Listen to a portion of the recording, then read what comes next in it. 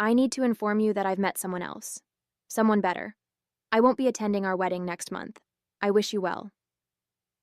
That was the entire email from Ethan, sent at 6:47 a.m. on a Tuesday morning, exactly 32 days before our wedding. I stared at my phone screen, my coffee growing cold beside my laptop, as my world tilted sideways. 3 years together, 8 months of engagement, and hundreds of "I love yous," all dismissed in 4 sentences. My name is Alyssa Reynolds, and I'm a 30-year-old interior designer in Boston. Until that morning, I thought I was living the dream. Successful career, beautiful downtown apartment, and engaged to a man I believed was my soulmate. Ethan and I met at a charity gala where his investment firm was a major donor. He swept me off my feet with his charm, intelligence, and what I thought was genuine kindness. Looking back, I should have seen the signs much earlier. The expensive gifts he couldn't quite afford. The late-night work meetings that left his collar smelling of unfamiliar perfume. The way he'd get defensive whenever I asked about our joint account's unusual charges. But love has a way of making you ignore the red flags, doesn't it? Even when they're waving right in front of your face. "Have you seen this?" I texted my best friend Rachel, forwarding Ethan's email. Her response was immediate. "I'm coming over. Don't do anything yet." Rachel found me still sitting at my kitchen island, now surrounded by wedding invitation samples that had arrived that morning. The irony wasn't lost on me. "Join us in celebrating our love," printed in elegant gold foil on cream paper, while my phone displayed the death certificate of our relationship. What kind of coward breaks up over email? Rachel's voice shook with anger. "After everything you've done for him?" She was right about that part. I'd supported Ethan through his temporary financial difficulties, helped him network for better clients, and even agreed to postpone buying our own place so he could invest more in his business ventures. But here's what Ethan didn't know. I wasn't as naive as he thought. For the past 3 months, I'd been quietly documenting his suspicious behavior. The engagement ring he'd given me, supposedly a family heirloom. I'd already discovered it was a recent purchase from a luxury resale shop, and I'd sold it 2 weeks ago when I found lipstick on his dress shirt that he couldn't explain. The money from that ring was sitting in a separate account, waiting. For what, I hadn't been sure, until now. The numbness was wearing off, replaced by something sharper, more focused. Ethan thought he could simply email his way out of our life together. He was about to learn a valuable lesson about underestimating the wrong woman. The weeks leading up to Ethan's email had been filled with signs I couldn't ignore anymore. Like how he'd started taking calls in the hallway, his voice dropping to a whisper. Or the way his stories didn't quite add up. Business dinners at restaurants that were closed those nights. Conferences that weren't showing up on his company's calendar. Each suspicious moment felt like a small stone in my shoe, irritating but not quite painful enough to stop walking. I'd met Ethan's parents several times, both of them beaming with pride over their only son. His mother, Susan, had taken me shopping for wedding dresses, tearing up as I tried on a lace gown that cost more than my first car. His father, James, had pulled me aside at our engagement party, telling me how happy he was that Ethan had finally found the one. Now I wondered if they knew about their son's double life, or if they were as fooled as I had been. Looking back, the changes began around March. Ethan started working later, claiming his firm was handling a big merger. But one night, I'd bumped into his colleague Mike at the grocery store. "Merger? We haven't had any major deals since January," he'd said, confusion clear on his face. When I mentioned this to Ethan, he'd accused me of spying on him, turning it around so somehow I was the one breaking trust. That night, I couldn't sleep. While Ethan snored beside me, I opened his laptop, something I'd never done before. His password was still my birthday, which should have been touching but now felt like laziness. What I found made my stomach churn. Emails to real estate agents about viewing properties in Chicago, searches for jobs in the Midwest, and most telling, dozens of messages to someone named Claire. "I can't stand the guilt anymore," one email read. "I deserves better than this, but I can't help how I feel about you." The timestamp showed 3 a.m., sent on a night he'd told me he was working late at the office. That's when I decided to sell the ring. I remembered how proud he'd been giving it to me, spinning a story about his grandmother wearing it through 50 years of marriage. The truth came out when I had it appraised. It was barely 2 years old, purchased from an upscale consignment shop. The $15,000 I got for it felt like insurance, protection against whatever storm was coming. Rachel's voice pulled me back to the present. "Earth to Alyssa," she said, waving her hand in front of my face. "What do you want to do about the vendors? The venue deposit?" I took a deep breath, my mind surprisingly clear. "First, I need to make a phone call," I said, pulling up the contact information for Thomas Hayes, a private investigator recommended by a client. Then we're going to find out exactly who this someone better is. Meeting Thomas Hayes felt surreal. His office was nothing like the dim, smoky spaces you see in movies. Instead, it was modern, bright, and professional. He listened intently as I laid out what I knew, taking notes on a sleek tablet. "So this joint account?" he said, gesturing at the bank statements I'd brought. "These charges here, $4,800 at Peninsula Hotel, $3,200 at Tiffany's. None of these were for you?" "Not a single one," I replied, my voice steadier than I expected. "And they all happened on days he claimed to be at work conferences or client meetings." Thomas nodded, his expression neutral but focused. "And you said he's planning something in Chicago?" "That's what his email suggested, but I only saw glimpses before I lost my nerve about snooping." I pulled out my checkbook. "I have $15,000 from selling the ring. Will that be enough?" "More than enough," Thomas assured me. "I'll start with his financial records and recent travel patterns. Give me a week." That week felt like the longest of my life. I threw myself into work, grateful that interior design required enough focus to keep my mind occupied. My clients never suspected that their normally cheerful designer was tracking her fiancé's betrayal between choosing paint swatches and ordering custom furniture. Then Thomas called. "Can you meet today?" His office felt smaller somehow as he spread photos across his desk. Ethan entering high-end restaurants with a tall brunette, the same woman getting into his car, receipts for flights to Chicago, hotel stays, jewelry. "Her name is Claire Winters," Thomas explained. "She's a pharmaceutical sales rep he met at a networking event last year. They've been seeing each other since March. March. The month everything started changing. "There's more," Thomas continued, pulling out financial records. "Mr. Bennett has been living well beyond his means. Credit card debt, personal loans, even some gambling debts. It seems he's been using your joint account to maintain appearances with both relationships." My hands shook as I looked through the evidence. Ethan had spent thousands wining and dining Claire while using my money to cover his tracks. The Chicago plans weren't just about love. He was running from debt collectors, planning to start fresh with Claire in a new city. "What are my options?" I asked. Thomas leaned back in his chair. "Well, that depends on what you want. We have enough here to cause serious problems with his firm. They have strict policies about financial disclosure. We could also ensure Claire sees these credit reports and collection notices. Or we could do something more strategic. Make him face everything at once, his lies, his debts, his carefully constructed house of cards. But it would need to be handled carefully." I thought about Ethan's dismissive email, his casual cruelty in discarding our relationship. A plan began forming in my mind. "Tell me more about being strategic," I said. The first phase of my plan started with a simple text to Ethan. "I accept your decision. I just need you to come get your things." His reply was almost insultingly quick. "I'll send movers next week." "No," I responded.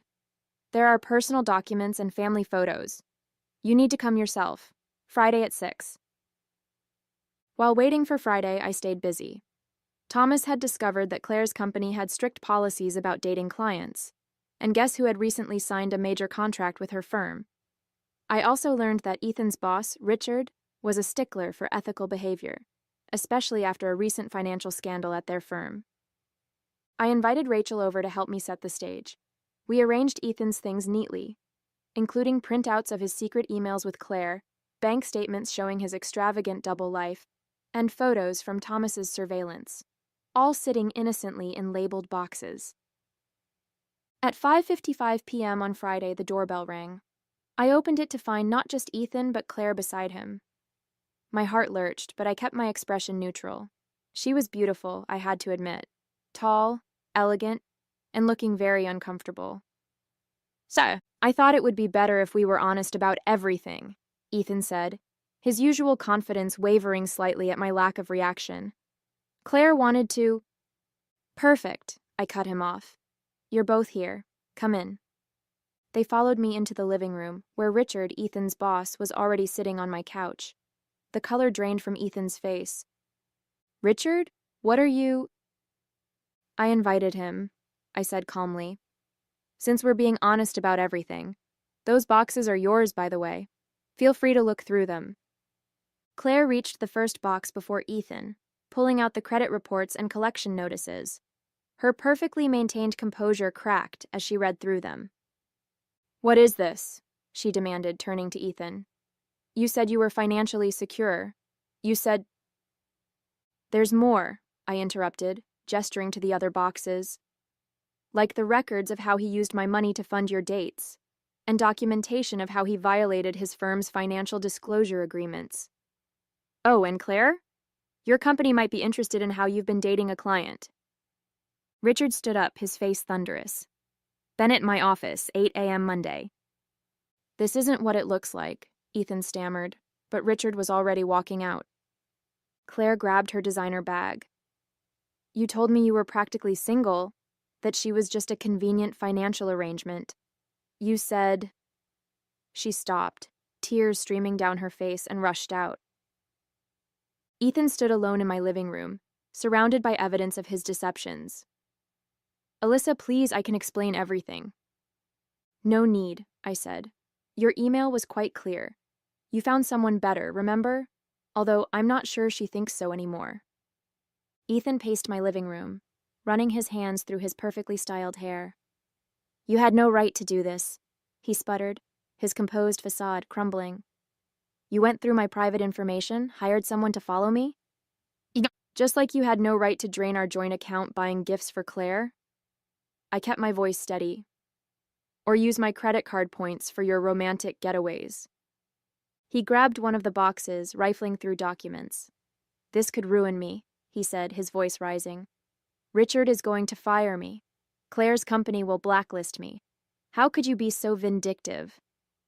"Vindictive?" I laughed, but there was no humor in it. "You ended our 3-year relationship by email, Ethan. You were planning to abandon me with wedding debt while you started fresh in Chicago. And I'm vindictive?" His expression shifted, trying to find the charming smile that had once made me weak in the knees. "Look, I know I handled things badly, but we can fix this. I'll break it off with Claire. We can work something out with Richard. Just help me clean up this mess. The same way you helped me plan our wedding while apartment hunting with another woman." I pulled out my phone, showing him screenshots of his real estate searches. "Or the way you helped me pick out wedding invitations right after booking a romantic weekend with Claire?" "That's different," he protested weakly. "I was confused. I made mistakes." "No," I said firmly. "A mistake is forgetting an anniversary or saying the wrong thing in an argument. You orchestrated an entire double life. You lied to everyone, me, Claire, your firm, even your parents." The mention of his parents made him flinch. That's when I delivered the final blow. "They know, by the way. I sent them copies of everything yesterday. Your mother called me this morning crying. She wanted me to tell you she's devastated. Not just about Claire, but about the gambling debts, the lying, all of it." Ethan sank onto my couch, his expensive suit wrinkled, his face ashen. For the first time, I saw him clearly, not as the successful, confident man I'd fallen in love with, but as someone who'd built his entire life on deception. "What do you want?" he asked quietly. "Money? An apology? Name it." I walked to the door and opened it. "I want you to leave. Take your boxes. You'll need those documents for the meetings I'm sure are coming up. Your firm's HR department, Claire's company's legal team, the debt collectors, they'll all want to talk to you. Alyssa, please. Goodbye, Ethan. I hope she was worth it. After Ethan left, things moved quickly. Within a week, he'd lost his job. Apparently, Richard had been looking for a reason to let him go, and my evidence provided several. Claire's company launched an ethics investigation, forcing her to resign. And those Chicago real estate agents? They weren't too happy when they learned about Ethan's financial situation. I threw myself into work, grateful for understanding clients and endless design decisions that needed my attention. But late at night, when my apartment felt too quiet, doubts would creep in. Had I gone too far? Was I just as bad as him, plotting revenge instead of walking away? Then I'd remember his email. 4 cold sentences dismissing our entire relationship, the countless lies, the money he'd spent on Claire while telling me we needed to budget carefully for our future. A month after the confrontation, I met Thomas for coffee to close out his investigation. I thought you'd want to know, he said, sliding a folder across the table. Ethan's moved back in with his parents in New Hampshire. His father's trying to help him sort out the debt situation, but it's worse than we initially thought. The gambling wasn't just casual. He has some serious markers out there. I nodded, not sure how to feel. And Claire? Took a job in California. From what I can tell, she wants nothing to do with him. Thomas paused. You know, in my line of work, I see a lot of people seeking revenge. Most of them go about it all wrong. They let emotion drive them to do things that only hurt themselves in the end. But you simply expose the truth. Everything that's happened to him is a direct result of his own actions.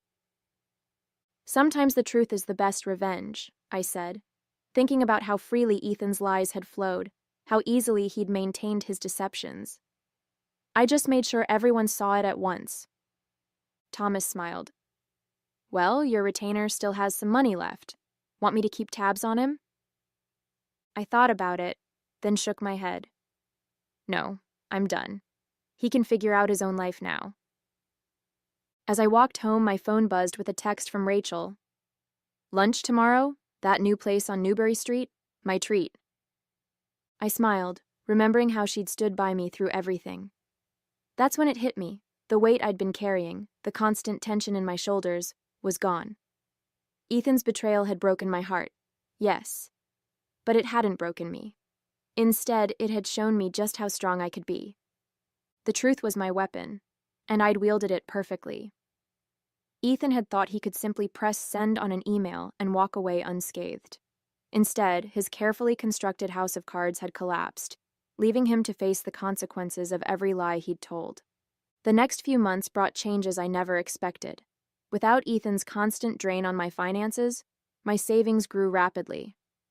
I started taking on more high-end design projects, clients who appreciated my eye for detail and trusted my judgment. My portfolio expanded, and with it, my confidence.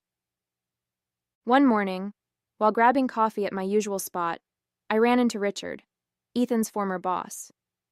He'd been instrumental in the aftermath of my revelation, though we'd never discussed it directly. Alyssa, he said warmly, how are you holding up? I stirred my latte, considering the question. Actually, I'm doing really well. Better than I expected. He nodded, then hesitated. Listen, I should have told you this sooner. We'd been investigating Ethan's accounts for months before everything came out. There were irregularities we couldn't ignore, but we had no idea about the personal side of things. You, Claire, the gambling. You did us a favor, bringing it all to light at once. I just needed the truth to come out, I replied. Everything else was just consequences. Well, speaking of consequences, Richard continued, we're redesigning our office space, all 40,000 square feet. Would you be interested in submitting a proposal? Your reputation in the design community is excellent, and after everything, well, let's just say I trust your attention to detail. That project became my biggest yet. A complete corporate office overhaul that would put my firm on the map. The irony wasn't lost on me. Ethan's downfall had led to my biggest professional breakthrough. My parents, who'd been heartbroken about the wedding cancellation, now proudly told friends about their daughter, the successful businesswoman. Mom even confessed that she'd never fully trusted Ethan. Something about him was too polished, she said, like he was trying too hard to be perfect. Rachel convinced me to start dating again, though I was hesitant. Not everyone is hiding a secret life, she insisted. And now you know the red flags to watch for. She was right about the red flags. I found myself noticing things I might have overlooked before. Inconsistencies in stories, subtle manipulations, the way some men talked about their exes. Each observation felt like a small victory, proof that I'd learned from my experience rather than being broken by it. The last ties to Ethan unraveled slowly. His mother called one last time, apologizing again for her son's behavior and returning a family necklace I'd left at their house. I donated all the wedding items we'd collected. No point in keeping reminders of a bullet dodged. The save-the-date cards, the venue deposit, the carefully chosen color swatches, all of it went away, making room for new possibilities. Sometimes, usually late at night, I'd think about Claire. Had she been as fooled as I was? Did she lie awake wondering which parts of her relationship with Ethan had been real? I hoped she'd found her way to a better life too, free from his web of deception. The engagement ring money, my inadvertent escape fund, turned out to be seed money for expanding my business. I hired 2 junior designers and moved into a proper office space. Every time I signed a new client contract or approved a design concept, I thought about Ethan's dismissive email. He'd thought he was ending my story, but really, he'd just freed me to write a better one. Almost a year after Ethan's email, I received an unexpected message from Claire. She was back in Boston briefly and wanted to meet. I agreed, more out of curiosity than anything else, and we arranged to meet at a quiet cafe away from the business district. She looked different from that day in my apartment, less polished but somehow more real. She'd cut her long hair into a practical bob and traded her designer clothes for simple business casual. We ordered coffee and sat in awkward silence until she finally spoke. "I've been wanting to thank you," she said, turning her cup slowly. "Not just for exposing Ethan, but for doing it the way you did. All at once, with everyone present.